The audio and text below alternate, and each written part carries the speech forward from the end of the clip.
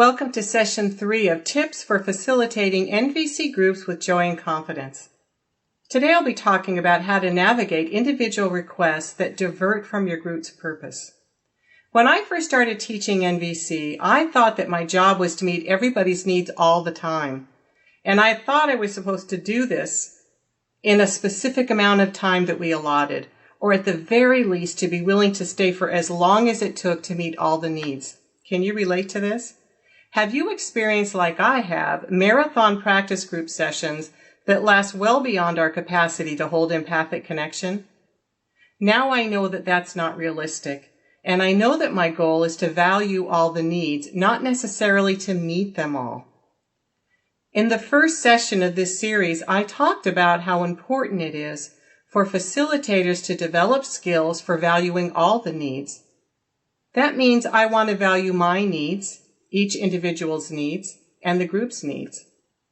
Today, I'll offer a few suggestions for how I do this when someone makes a request that I don't think will support our group purpose. Let's say that I'm leading a group and someone demands empathy from the full group. They're really adamant about wanting it from the full group. The first thing I do is give myself a moment of silent self-empathy by asking myself how I feel and what I want. My silent self-empathy might look something like, "Oh, I'm so annoyed and frustrated. I'd really like mutual caring and connection." This simple act immediately helps me consider what I want, and so I'm less likely to react to what I don't want. As a younger facilitator, I might have instantly jumped into blame and shame about the other person. Maybe I would think she was too needy or demanding. Perhaps she's trying to hijack the group, or maybe I would have thought she was a bit unstable. Does your brain talk to you like this as well? I think we all have similar inner chatter, yet when we get stuck in this kind of blame and judgment, and especially when we react to it, it creates separation between the other person and us. And then we can be catapulted into either or thinking. Either she gets her needs met or we get our needs met. This mindset is all about scarcity and negates the possibility that all needs could matter. And from this place of separation, I'm likely to react to what I don't want, which in this case is for the group to be dominated by one person. And so, if I'm thinking like that, I might tell the person that this isn't the time or place to deal with her issue. Maybe I don't appreciate her making demands upon me and the group, or that I'd like her to consider the needs of the group. In all these cases, though, I would be reacting to what I don't want and acting out of disconnection from her needs and ours. The minute I give myself a moment of silent self-empathy and connect to the needs that are important to me in the moment, which in this case are mutual caring and connection, I relax. And I remember that it really is possible to value all the needs. And then I'm more resourced to find a solution that will do just that. The second thing I do is give the other person a moment of empathy related to her request. It might sound something like this. "So you're feeling especially frustrated right now and maybe you'd like support? Or perhaps you'd want to know that your needs matter to us as well." I give just enough empathy for her to relax and become willing to consider everyone's needs. This is actually an important thing to note because I used to think I should give empathy to the other person until she had reached full healing and her empathy needs were completely met. That's actually how marathon empathy sessions are born, you know. Now I'm clear that I want to offer enough empathy so the other person can become willing to consider all our needs. And I don't want to be so stuck on meeting one person's needs that I forget to value all our needs. Once she's been heard enough to consider all our needs, I ask myself if there's a way I can honor her request and support the goals of the group.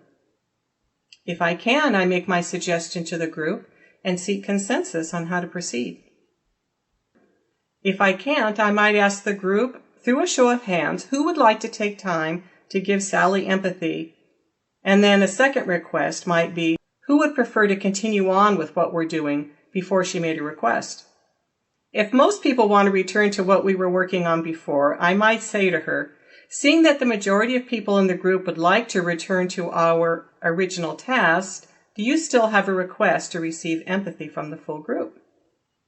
Or would you be willing to consider other options for supporting your needs that might also support the groups as well? It's especially important to let her know that you want to find a solution that values hers and the group's needs. And if she's willing to consider other options, I offer a few that I think might work. Maybe she could ask a particular person to step outside with her and give her empathy. Perhaps she could wait until lunchtime and then receive empathy from a few people. Or maybe she could call a friend and schedule a time to receive empathy that evening. Usually at this point, coming up with a strategy is pretty simple. It merely takes a little creativity. And the truth is, if I can't come up with an idea that I think will work, I ask the other person if she has any ideas. If most members of the group said they wanted to proceed with empathy as requested, I might clarify what, if any, portions of the agenda we're likely not to finish if we move into empathy, and then ask if they still would like to continue with empathy. I also might just move directly into giving the person empathy if I'm satisfied that the group members are acting from a true desire to support her.